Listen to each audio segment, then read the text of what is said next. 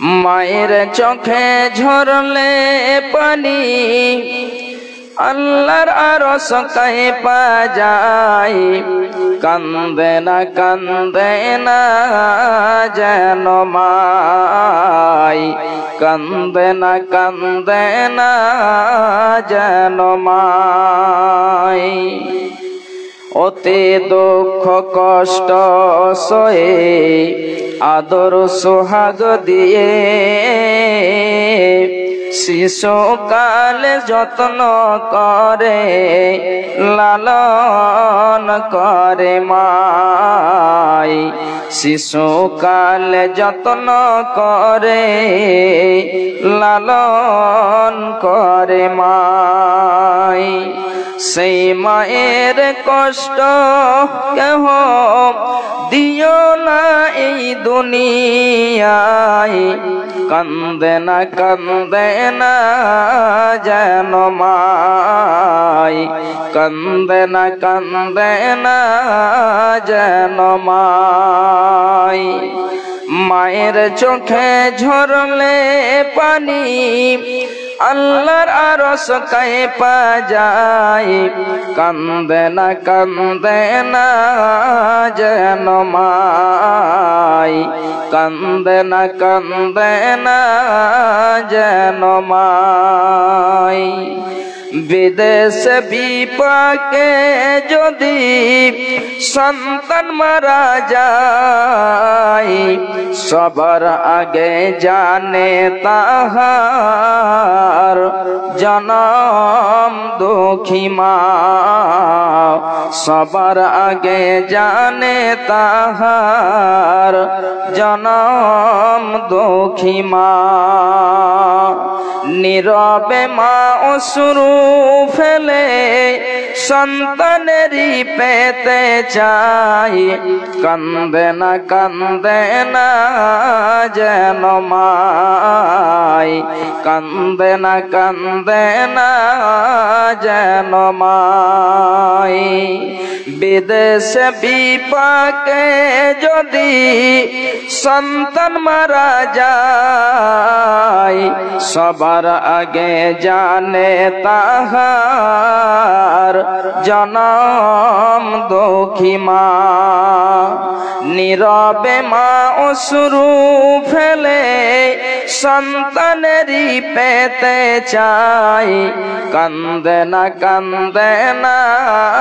যেন মাই, কান্দে না যেন মাই। মায়ের চোখে ঝরলে পানি আল্লাহর আরশ কাঁপা যায়। কান্দে না যেন মাই, কান্দে না যেন মাই। সন্তানেরই জন্য মায়ে করলে মুনাজাত,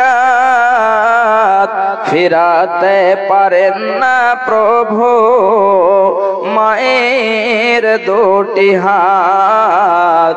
ফিরাতে পারেন না প্রভু মায়ের দুটি হাত।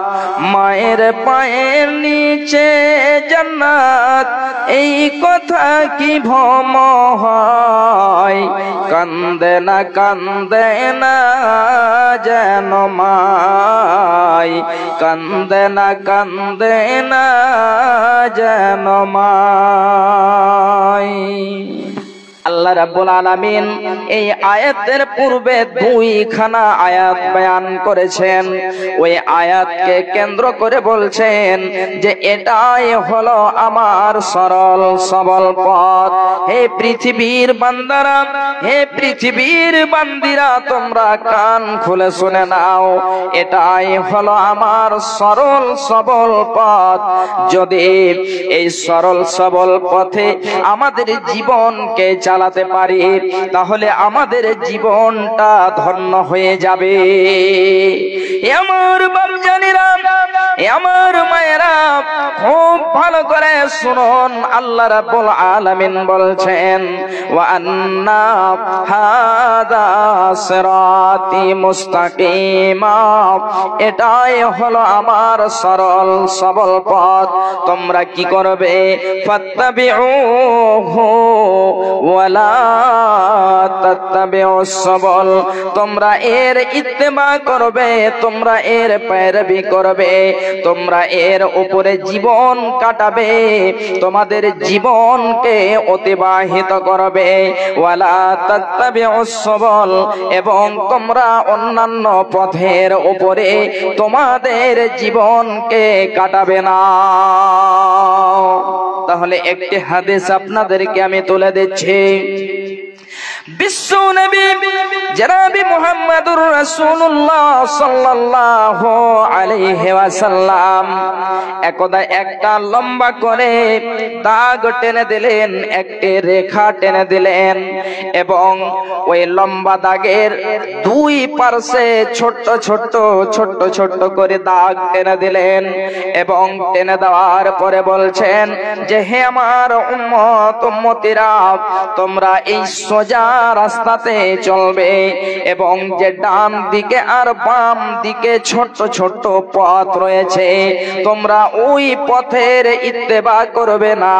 এই জন্য যে প্রত্যেকটি যে ছোট ছোট পথ রয়েছে, ওই পথে এক একটি করে শয়তান বসে রয়েছে, আর প্রত্যেকটি পথে শয়তান তোমাদেরকে আহ্বান করেছে, তোমাদেরকে ডাক দিচ্ছে, যদি তুমি চলে যাও, যদি তুমি ওই শয়তানের মোহে পড়ে, যদি পৃথিবীর মোহাব্বতে পড়ে চলে যাও, তাহলে তোমরা পথ হারিয়ে ফেলবে, তাহলে তোমরা পথ যেন বিচ্ছিন্ন করে ফেলবে, আর তোমরা পথ পাবে না, আর তোমরা পথ পাবে না, তোমাদের পথ যেন হারিয়ে যাবে।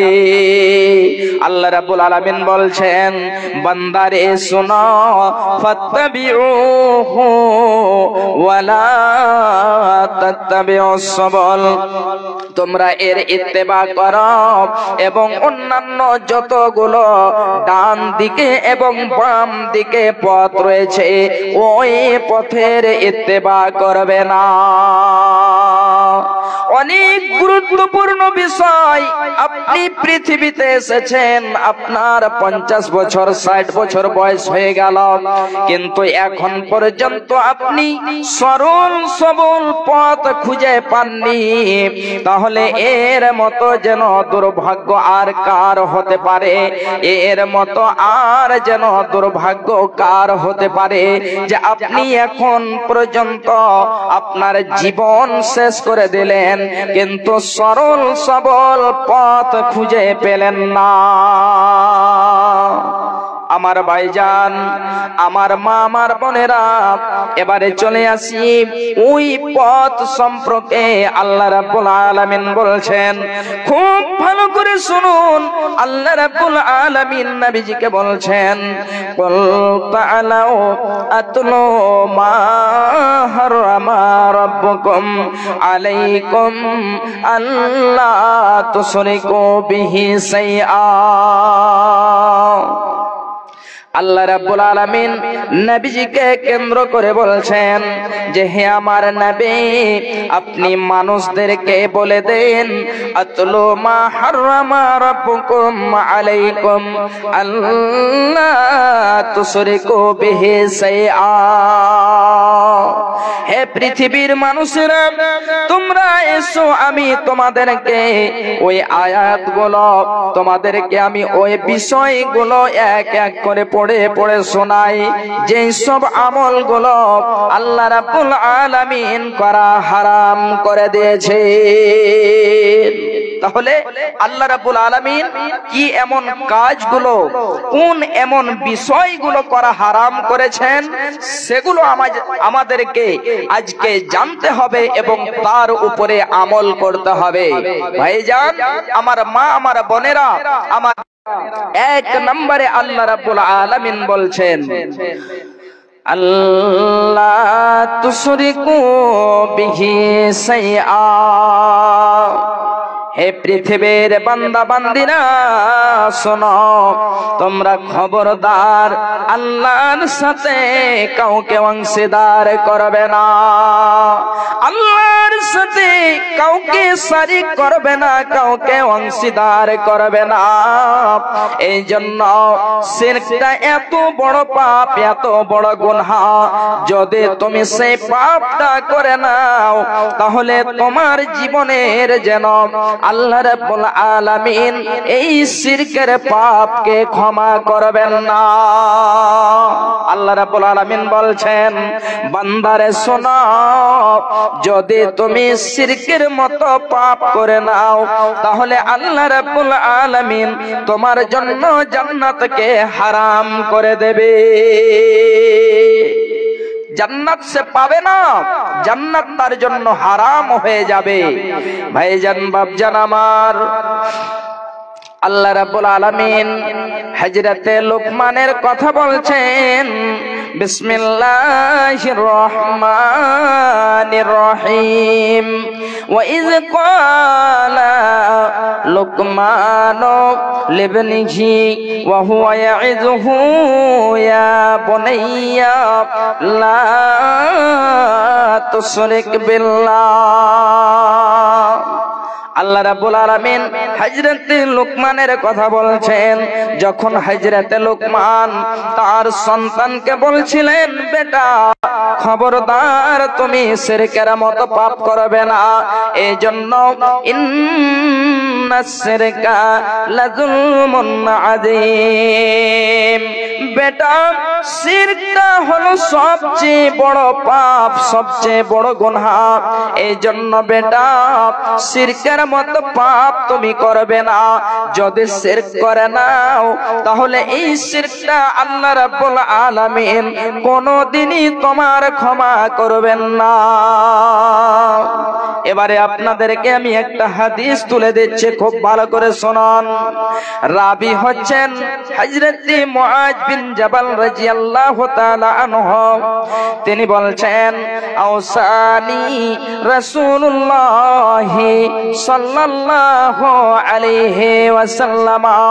হযরত মুআজ বিন জাবাল রাদিয়াল্লাহু তাআলা আনহু তিনি বলছেন, আমাদের রাসূলুল্লাহ সাল্লাল্লাহু আলাইহি ওয়াসাল্লাম 10 খানা বিষয়ে ওসিয়ত করেছেন। এক নয়, দুই নয়, 10 খানা বিষয়ে বিশ্ব নবী আমাদেরকে ওসিয়ত করেছেন। তার মধ্যে 1 নাম্বার হলো যে খবরদার তুমি আল্লাহর সাথে কাউকে অংশীদার করবে না, আল্লাহর সাথে কাউকে শরীক করবে না।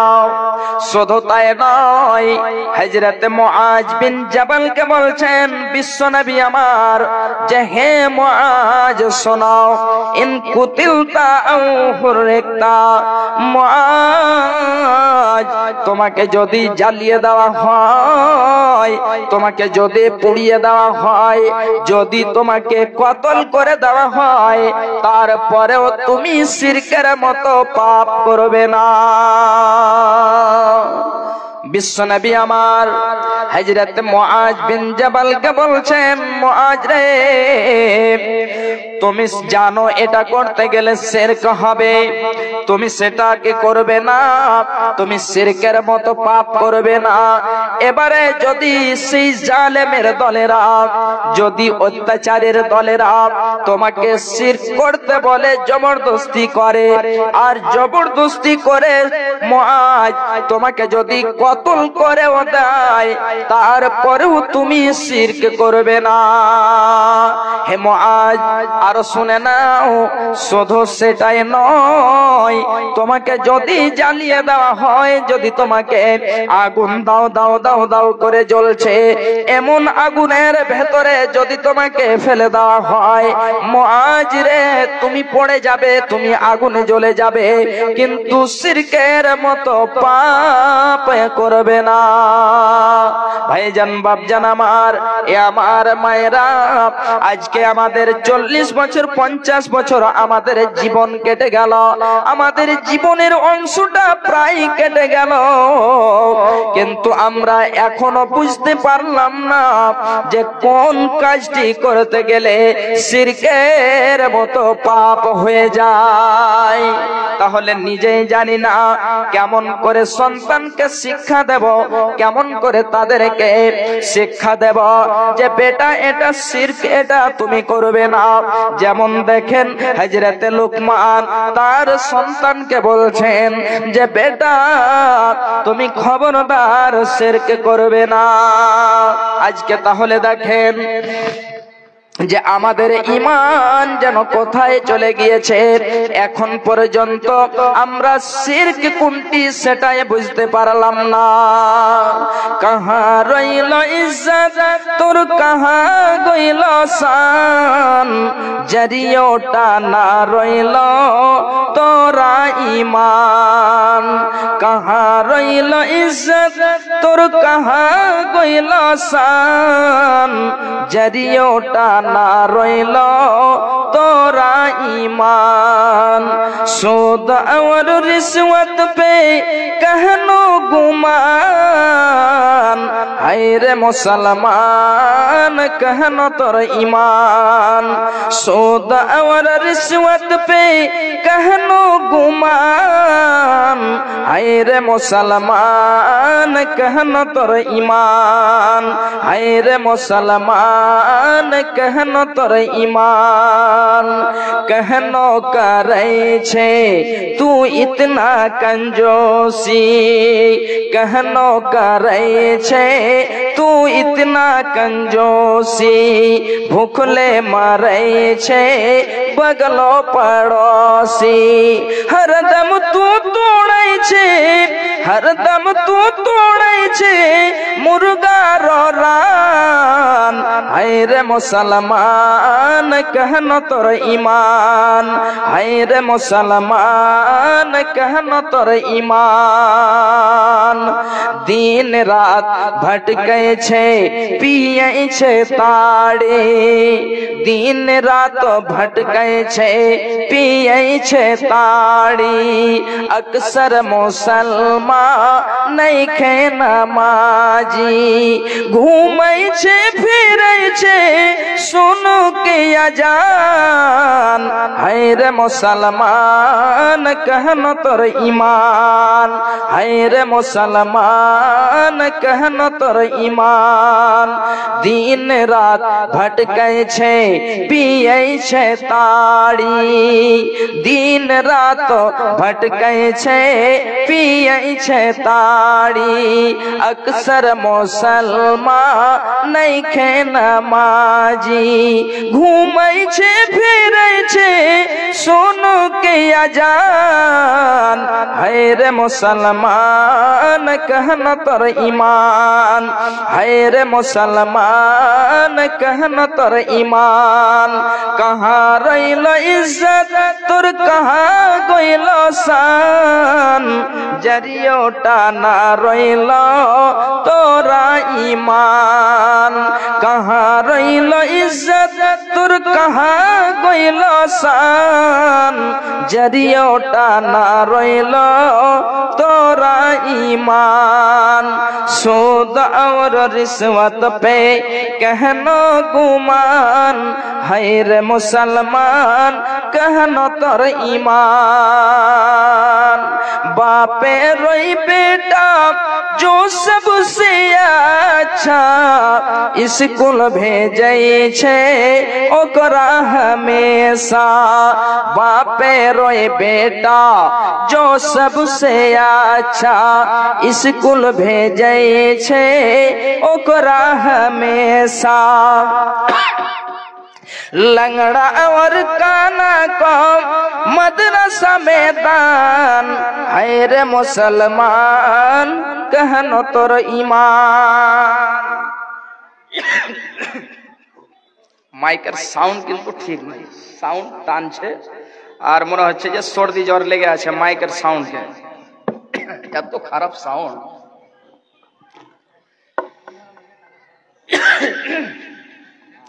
যাই হোক ভাইজান আমার, আমি যেটা বলছিলাম এক নাম্বার বিষয় আল্লাহ রাব্বুল আলামিন বলছেন আল্লাহ তুশরিকু বিহি শাইআ, খবরদার তোমরা আল্লাহর সাথে শিরক করবে না।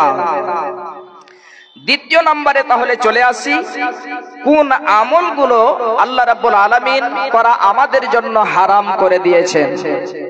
দ্বিতীয় নম্বরে চলে আসি, আল্লাহ রাব্বুল আলামিন বলছেন ওয়াবিল ওয়ালিদাইনি ইহসানা। আল্লাহ রাব্বুল আলামিন বলছেন বান্দারে শোনো, তুমি তোমার মাতা পিতার সঙ্গে তোমরা কি করবে? সৎ ব্যবহার করবে। মাতা পিতার সাথে কি করতে হবে? সৎ ব্যবহার করতে হবে।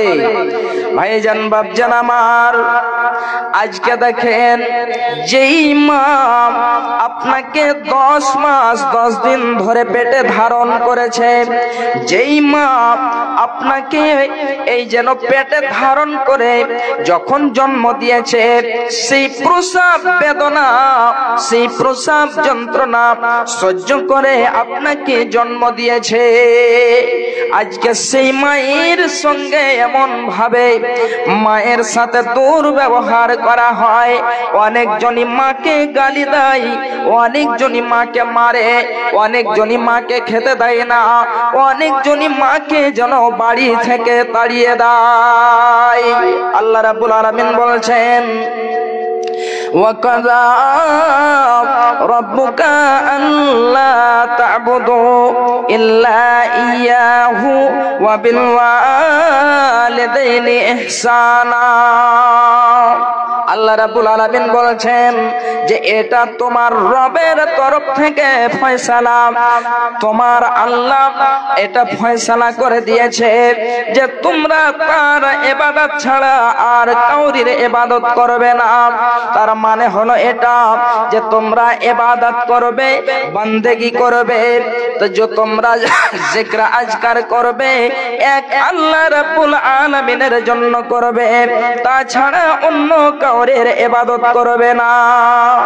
ওয়াকাযা রাব্বুকা আল্লা তা'বুদু ইল্লা ইয়্যাহু ওয়া বিল ওয়ালিদাইনি ইহসানা, এবং তোমাদের মাতা পিতার সাথে ভালো ব্যবহার করবে, সৎ ব্যবহার করবে, মায়ের সাথে সৎ আচরণ করবে। খুব ভালো করে শুনে রাখুন আমার মা, আমার বোনেরা, আমার ভাইজানেরা, আল্লাহ রাব্বুল আলামিন বলছেন বান্দারে তুমি যদি তোমার মাতা পিতার সাথে যদি ভালো ব্যবহার করো, দুইজনই আছে, দুইজনের সাথে তুমি ভালো ব্যবহার করো।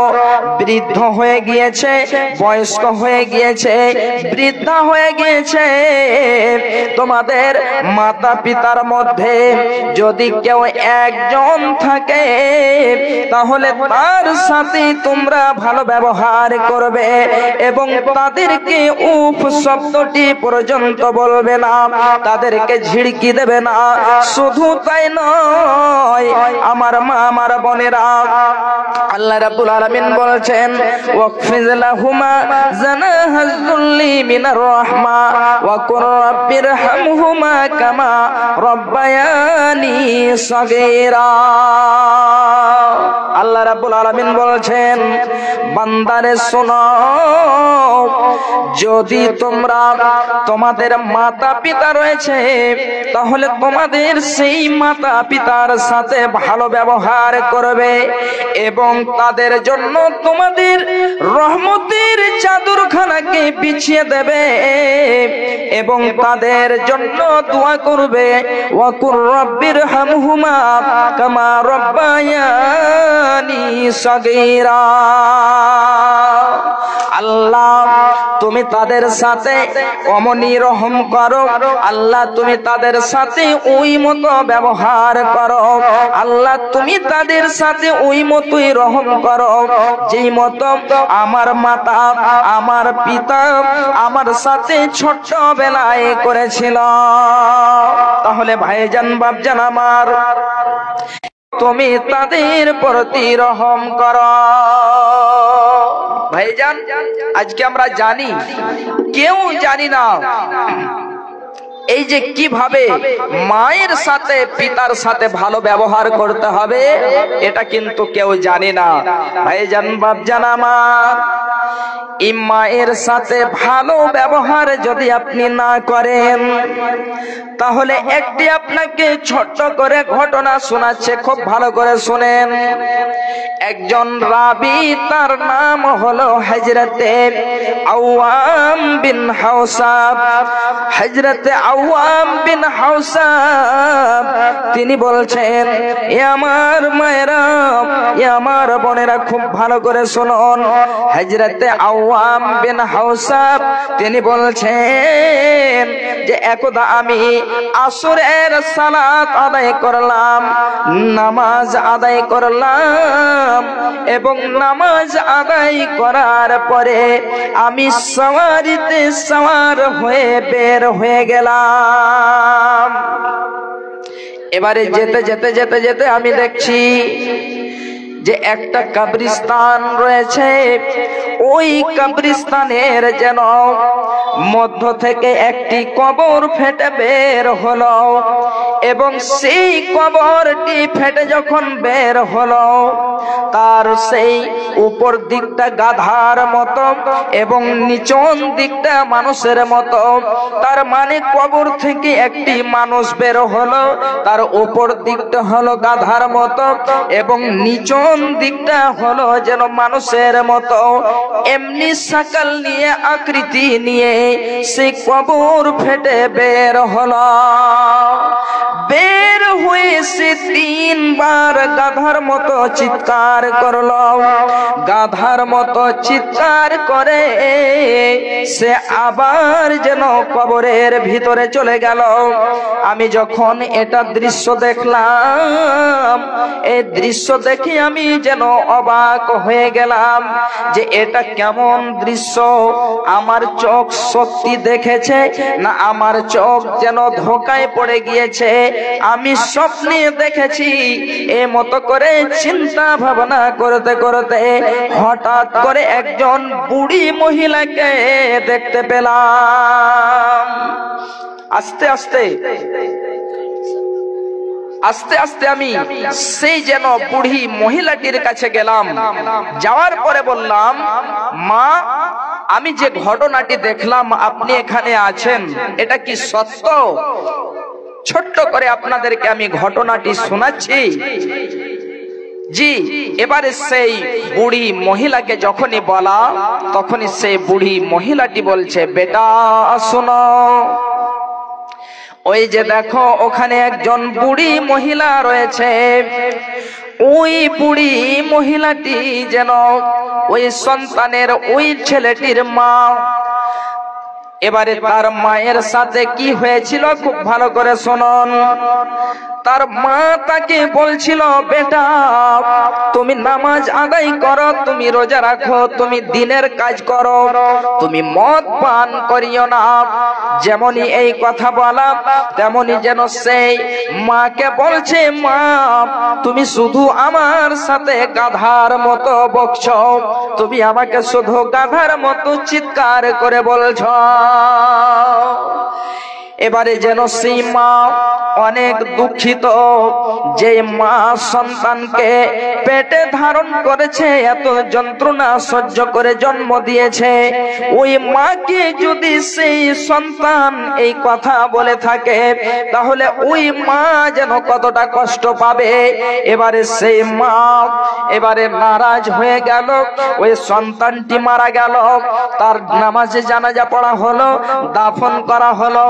যেদিন থেকে তাকে দাফন করা হয়েছে, সেদিন থেকে নিয়ে আজ পর্যন্ত প্রত্যেক দিন সে আসরের পরে কবর ফেটে বের হয় এবং 3 বার গাধার মতো চিৎকার করে আবার যেন সেই কবরের মধ্যে চলে যায়।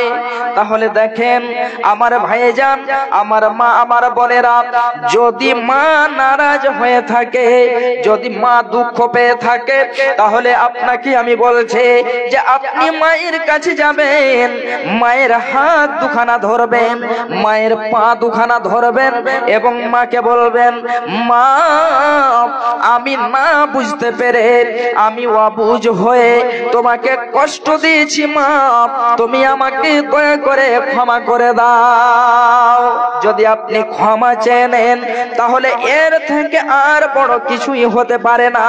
আপনার মা আপনার প্রতি যদি নারাজ হয়ে থাকে, আপনি যদি ক্ষমা না চাইতে পারেন, আপনার মা যদি ক্ষমা না করে দেয়, তাহলে হতে পারে যে আপনাকেও সেই মতো করে দেওয়া হয়।